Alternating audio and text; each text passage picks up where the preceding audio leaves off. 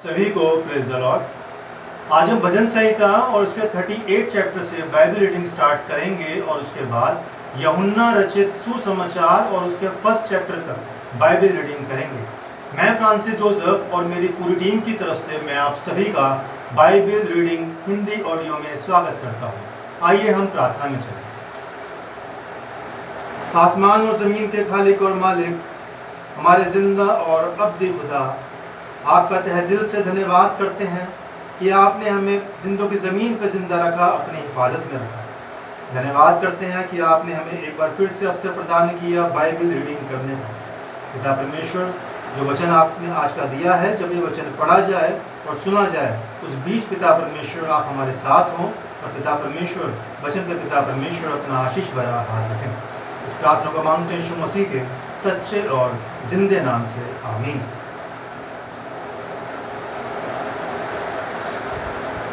भजन संहिता और उसका 38 चैप्टर। हे यहोवा, क्रोध में आकर मुझे झिड़क ना दे और न जलजलाहट में आकर मेरी ताड़ना कर, क्योंकि तेरे तीर मुझ में लगे हैं और मैं तेरे हाथ के नीचे दबा हूँ। तेरे क्रोध के कारण मेरे शरीर में कुछ भी आरोग्यता नहीं और मेरे पाप के कारण मेरी हड्डियों में कुछ भी चैन नहीं, क्योंकि मेरे अधर्म के कामों में मेरा सिर डूब गया और वह भारी बोझ के समान मेरे सहने से बाहर हो गए हैं। मेरी मूर्ता के कारण कोड़े से लगे मेरे घाव बसाते हैं और सड़ गए हैं। मैं बहुत दुखी हूँ और झुक गया हूँ। दिन भर मैं शौक का पहरावा पहने हुए चलता फिरता हूँ, क्योंकि मेरी कमर में जलन है और मेरे शरीर में आरोग्यता नहीं। मैं निर्बल और बहुत ही चूर हो गया हूँ। मैं अपने मन की घबराहट से कराता हूँ। हे प्रभु, मेरी सारी अभिलाषा तेरे सम्मुख है और मेरा कराना तुझसे छिपा नहीं। मेरा हृदय धड़कता है, मेरा बल घटता जाता है और मेरी आंखों की ज्योति भी मुझसे जाती रही। मेरे मित्र और मेरे संगी मेरी विपत्ति में अलग हो गए और मेरे कुटुंबी भी दूर जा खड़े हुए। मेरे प्राण के ग्राहक मेरे लिए जाल बिछाते हैं और मेरी हानि का यत्न करने वाले दुष्टता की बातें बोलते हैं और दिन भर छल की युक्ति सोचते हैं, परंतु मैं बहरे के समान सुनता ही नहीं और मैं गूंगों के समान मुंह नहीं खोलता, वरन मैं ऐसे मनुष्य के तुल्य हूँ जो कुछ नहीं सुनता और जिसके मुंह से विवाद की कोई बात नहीं निकलती।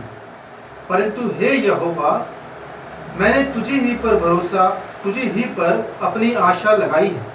हे प्रभु मेरे परमेश्वर, तू ही उत्तर दे, क्योंकि मैंने कहा ऐसा ना हो कि वह मुझ पर आनंद करे। जब मेरा पांव फिसल जाता है तब वह मुझ पर अपनी बड़ाई मारते हैं, क्योंकि मैं तो अब गिरने ही पर हूँ और मेरा शोक निरंतर मेरे सामने है। इसलिए कि मैं तो अपने अधर्म को प्रकट करूंगा और अपने पाप के कारण खेदित रहूंगा, परंतु मेरे शत्रु फुर्तीले और सामर्थी हैं और मेरे बैरी बहुत हो गए हैं। जो भलाई के बदले में बुराई करते हैं, वह भी भलाई के पीछे चलने के कारण मेरा विरोध करते हैं। हे यहोवा, मुझे छोड़ ना दे। हे मेरे परमेश्वर, मुझसे दूर ना हो। हे यहोवा, हे मेरे उद्धारकर्ता, मेरी सहायता के लिए फुर्ती कर। इसके बाद हम पढ़ेंगे यूहन्ना रचित सुसमाचार और उसका फर्स्ट चैप्टर। पढ़ने से पहले मैं थोड़ी यूहन्ना रचित सुसमाचार जो ये चैप्टर है, जो ये पूरा वचन है, इसके बारे में, इसकी थोड़ी सी भूमिका के ऊपर गौर देना चाहूँगा आप सबके सामने। इस वचन के अंदर हम क्या क्या देखेंगे। भूमिका में यीशु को परमेश्वर के अनंत वचन के रूप में दर्शाया गया है। उसके पश्चात सुसमाचार के पहले भाग में क्या देखेंगे, 7 आश्चर्य कर्मों या चिन्हों का वर्णन है। उनसे ये प्रकट होता है कि यीशु प्रतिज्ञात उद्धारकर्ता अर्थात परमेश्वर का पुत्र है। दूसरा भाग उपदेश का है। उनमें यह समझाया गया है कि इन आश्चर्य कर्मों का अर्थ क्या है। इस भाग में यह भी बताया गया है कि कैसे कुछ लोगों ने यीशु में विश्वास किया और उसके अनुयायी बन गए, जबकि अन्य लोगों ने उसका विरोध किया और विश्वास करने से इनकार कर दिया। यूहन्ना मसीह के द्वारा अनंत जीवन के दान पर बल देता है। ये एक ऐसा दान है जो अभी आरंभ होता है और उनको प्राप्त होता है जो यीशु को मार्ग, सत्य और जीवन के रूप में ग्रहण करते हैं।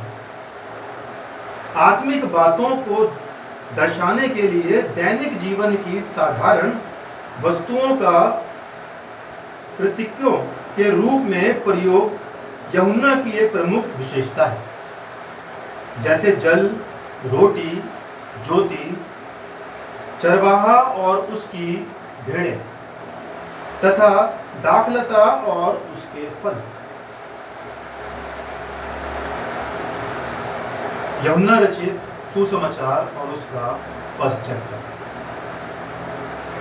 आदि में वचन था और वचन परमेश्वर के साथ था और वचन परमेश्वर था।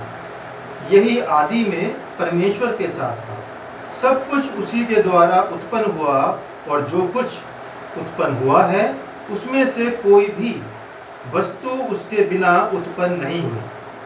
उसमें जीवन था और वह जीवन मनुष्यों की ज्योति था। ज्योति अंधकार में चमकती है और अंधकार ने उसे ग्रहण ना किया। एक मनुष्य परमेश्वर की ओर से आ उपस्थित हुआ जिसका नाम यूहन्ना था। वह गवाही देने आया कि ज्योति की गवाही दे, ताकि सब उसके द्वारा विश्वास लाएं। वह ज्योति ना था, परंतु उस ज्योति की गवाही देने के लिए आया था। सच्ची ज्योति जो हर एक मनुष्य को प्रकाशित करती है, जगत में आने वाली थी। वह जगत में था और जगत उसके द्वारा उत्पन्न हुआ और जगत ने उसे नहीं पहचाना। वह अपने घर आया और उसके अपनों ने उसे ग्रहण नहीं किया, परंतु जितनों ने उसे ग्रहण किया उसने उन्हें परमेश्वर की संतान होने का अधिकार दिया, अर्थात उन्हें जो उसके नाम पर विश्वास रखते हैं। वह ना तो लहू से, ना शरीर की इच्छा से, ना मनुष्य की इच्छा से, परंतु परमेश्वर की इच्छा से उत्पन्न हुआ। और वचन देहधारी हुआ और अनुग्रह और सच्चाई से परिपूर्ण होकर हमारे बीच में डेरा किया, और हमने उसकी ऐसी महिमा देखी जैसी पिता के एकलौते की महिमा। यूहन्ना ने उसके विषय में गवाही दी और पुकार कर कहा, ये वही है जिसका मैंने वर्णन किया कि जो मेरे बाद आ रहा है वह मुझसे बढ़कर है, क्योंकि वह मुझसे पहले था। क्योंकि उसकी परिपूर्णता में से हम सब ने प्राप्त किया, अर्थात अनुग्रह पर अनुग्रह। इसलिए कि व्यवस्था तो मूसा के द्वारा दी गई, परंतु अनुग्रह और सच्चाई यीशु मसीह के द्वारा पहुंची। परमेश्वर को किसी ने कभी नहीं देखा। एक लौते पुत्र जो पिता की गोद में है, उसी ने उसे प्रकट किया। यूहन्ना की गवाही ये है कि जब यहूदियों ने यरूशलेम से याजकों और लेवियों को उससे ये पूछने के लिए भेजा, तू कौन है, तो उसने ये मान लिया और इनकार नहीं किया, परंतु मान लिया मैं मसीह नहीं हूँ। तब उन्होंने उससे पूछा, तो फिर कौन है? क्या तू एलिया है? उसने कहा, मैं नहीं हूँ। तो क्या तू वह भविष्यद्वक्ता है? उसने उत्तर दिया, नहीं।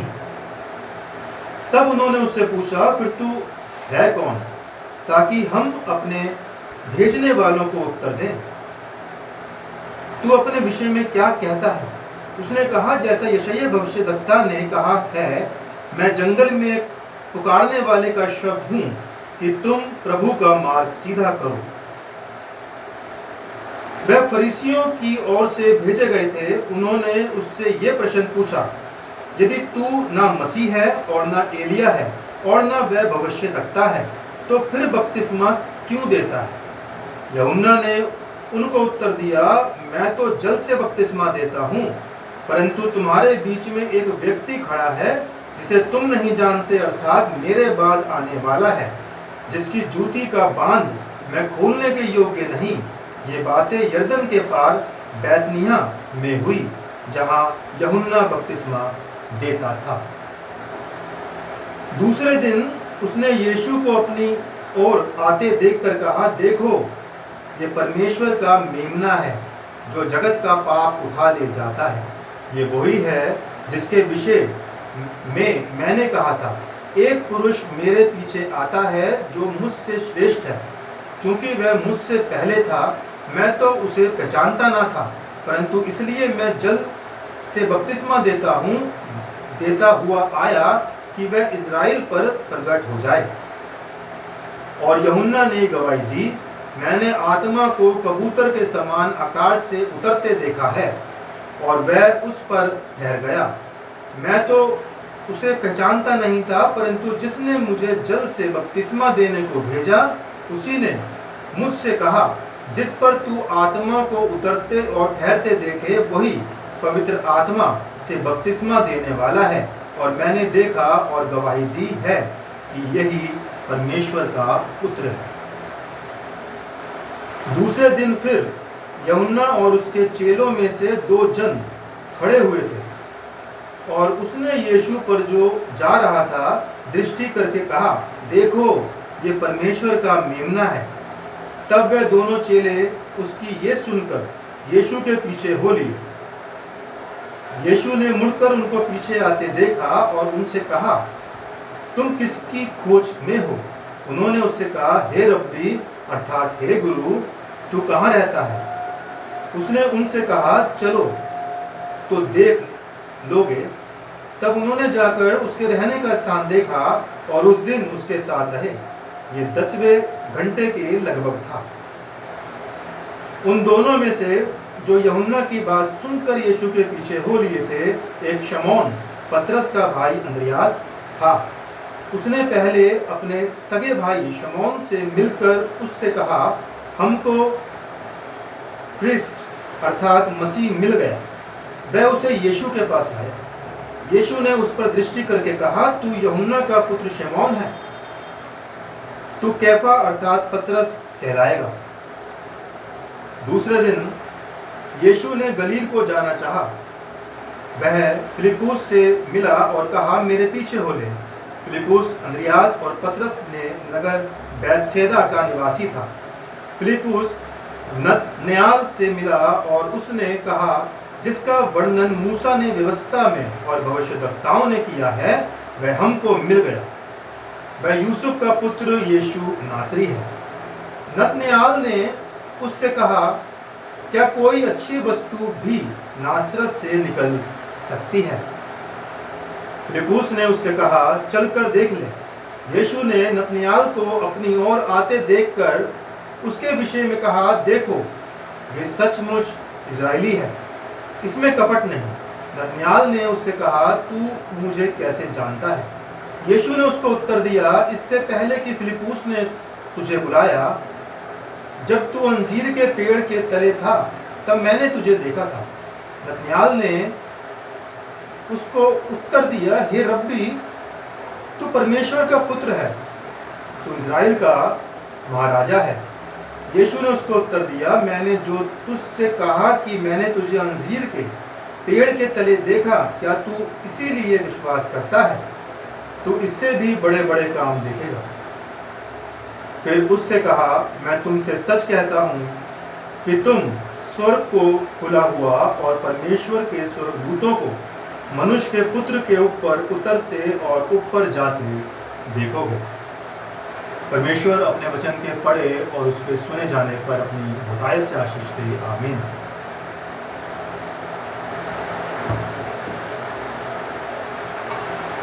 भजन संहिता जो आज मैंने पढ़ा है उसका 38 चैप्टर। मेरे अजीजों, बेसिकली जो चैप्टर है ये एक दुआ है। अगर आप 38 चैप्टर रीड करना चाहे पर्सनली तो कर सकते हैं। ये एक बड़े दुखित मनुष्य की दुआ है जो वो परमेश्वर से करता है। वो इतना दुखी हो गया, इतना परेशान हो गया, इतना अपने शारीरिक रूप से उसका कोई सहयोग नहीं दे रहा था।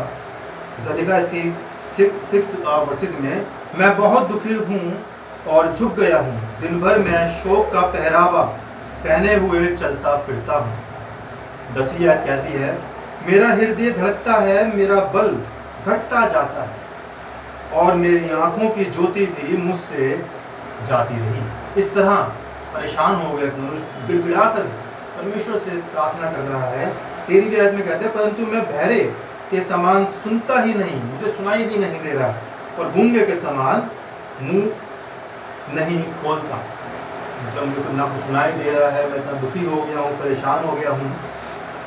ये जो मनुष्य है इस तरह दुखित होकर के परमेश्वर से प्रार्थना करता है और कहता है 15वीं आयत में, परंतु हे यहोवा, मैंने तुझी पर अपनी आशा लगाई है। उसका विश्वास है, ये उसका विश्वास बोला क्योंकि वो एक विश्वासी मनुष्य है। बड़ा पीड़ित होकर के उसने दुआ की, लेकिन वो विश्वास में परिपूर्ण है। कहता है 15वीं आयत में, परंतु हे यहोवा, मैंने तुझी पर अपनी आशा लगाई है। हे प्रभु मेरे परमेश्वर, तू ही उत्तर देगा। उसे पूर्ण मन से विश्वास है कि मुझे ठीक करने वाला, चंगा करने वाला मेरा परमेश्वर है, जो यीशु मसीह के नाम से मुझे चंगाई देगा। मेरे अजीजों, हम कभी भी किसी भी दुख परेशानी में क्यों, जितनी मर्जी दुख परेशानी क्यों ना हो हमारे जीवन में, हमें लेकिन कभी भी अपने विश्वास को कमज़ोर नहीं होने देना है। इसी के साथ मैं इस चैप्टर को यहीं समाप्त करना चाहूँगा। आइए हम प्रार्थना करें। धन्यवाद महान सर्वशक्तिमान पिता परमेश्वर, धन्यवाद करते हैं सुंदर वचन का जो पिता परमेश्वर आपने हमें दिया। खुदावन, जो ये वचन पढ़ा गया है, सुना गया है, खुदावन उसके ऊपर आप अपना बड़ा आशीष भरा हाथ रखें तो खुदावन ये वचन फलदायक हो। तमाम मेरे सुनने वालों के लिए प्रार्थना विनती करता हूँ खुदावन, जिसके ज़रिए से पिता परमेश्वर मैं वचन पढ़ता हूँ। खुदावन, जो मेरी अकेडमी है पिता परमेश्वर, जो मिनिस्ट्री है खुदावन, मैं उनके एक एक मेम्बरान के लिए प्रार्थना विनती करता हूँ प्रभु जी, उन सब के साथ तो खुदावन एक एक को पिता परमेश्वर आशीषित करें खुदावन। और पिता परमेश्वर मेरी मिनिस्ट्री खुदावन और आगे बढ़े। हम खुदावन वापस में जो हमारी टीम है आगे बढ़ करके पिता परमेश्वर हम और अच्छे से पिता परमेश्वर आपके सुसमाचार को पिता परमेश्वर प्रेजेंट करने वाले बन सके पिता। मेरे प्रभु, बचे हुए दिन में हम सबके साथ हो, एक एक को छू छू करके मसा कर सबके दिली हाल, इच्छाओं, तमन्नाओं को हमसे पेश कर पिता परमेश्वर आप जानते हैं। सबके साथ खुदा, सबके ऊपर रहम कर। इस प्रार्थना को मांगता हूँ यीशु मसीह के सच्चे और जिंदे नाम से, आमीन। परमेश्वर का अनुग्रह हम सब पर बना रहे और प्रभु की आशीष हम सब पर हमेशा की तरह सदा और सर्वदा बनी रहे। आप सभी को प्रेज़ द लॉर्ड।